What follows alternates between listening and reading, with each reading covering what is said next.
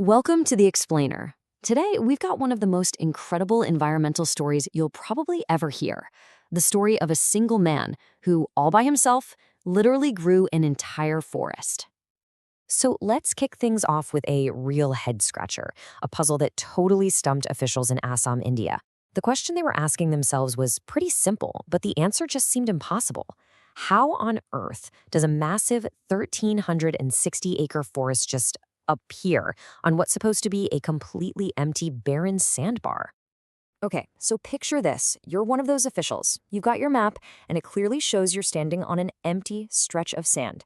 But you look up from the map, and you are surrounded by a huge, dense jungle. That's exactly what happened to them. It was a forest that, by all accounts, simply shouldn't have been there. So where did this impossible forest come from? You might think it was some kind of natural miracle, but it wasn't. The answer, amazingly, is that it was the life's work of one single person. To really get how this all happened, we gotta rewind the clock a few decades. It all starts with a pretty heartbreaking discovery by a teenager that would, believe it or not, end up changing the entire landscape forever. It's honestly incredible to think that this whole massive forest started from a single act of compassion. Jadav Payeng was just 16 years old. Floods had washed a bunch of snakes onto the sandbar, and he found them dying in the scorching heat. And he didn't just walk away feeling sad about it, he actually did something. And it all began with this number, 20. That's it. This wasn't some huge government project or a team of experts. It was just one kid with one simple idea, planting 20 little bamboo seedlings on a patch of empty sand. And from those first 20 seedlings, something just took hold. He never stopped. I mean, day after day, year after year, for 40 years, he just kept planting, watering, and looking after that barren land until it became a vibrant green forest. And today, it's rightly named Molai Forest, after his nickname, Mola. Now, as the forest grew, something truly spectacular started to happen. Because here's the thing about building a forest from scratch. You're not just planting trees. You're basically sending out an invitation for wildlife to come back on a massive scale. The scale of this transformation is just staggering. You have to understand, he didn't just plant some trees in a park. He took a place where animals went to die and turned it into a massive, thriving sanctuary for life. And that invitation was definitely accepted. The forest he built became this vital habitat, a true safe haven. It started attracting species that hadn't been seen there in years, including top predators like Bengal tigers and even endangered Indian rhinos. The entire food chain basically rebuilt itself. And get this, the forest even became this critical migration spot for elephants. A herd of about 100 of them now visits regularly, and they stay for about 6 months at a time. It's become such a safe and stable home for them that they've even started giving birth to their calves right there in the forest.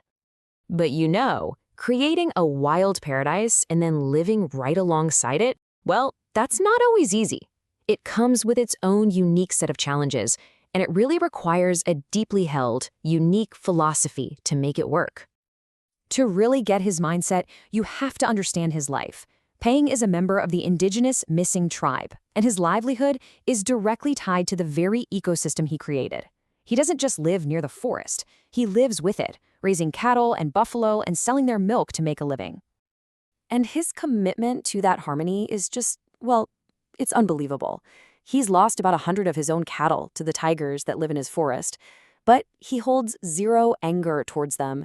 Instead, he blames large-scale deforestation for forcing the animals into conflict. He sees them not as enemies, but as victims themselves. So his job didn't stop once the trees were grown. He became the forest's guardian. When poachers came and threatened the rhinos that had moved in, it was Payeng who stepped up, alerted the authorities, and made sure they were protected. It took a while, but eventually the world started to catch on to the man who quietly, patiently, grew a forest out of absolutely nothing.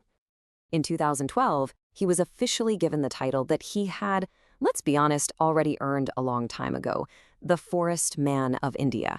I mean, no nickname could possibly capture the scale and spirit of his life's work any better than that. And the official recognition kept coming. His work has earned him some of India's highest honors. In 2015, he received the Padma Shri, which is the nation's fourth highest civilian award. On top of that, he's also received honorary doctorates from multiple universities.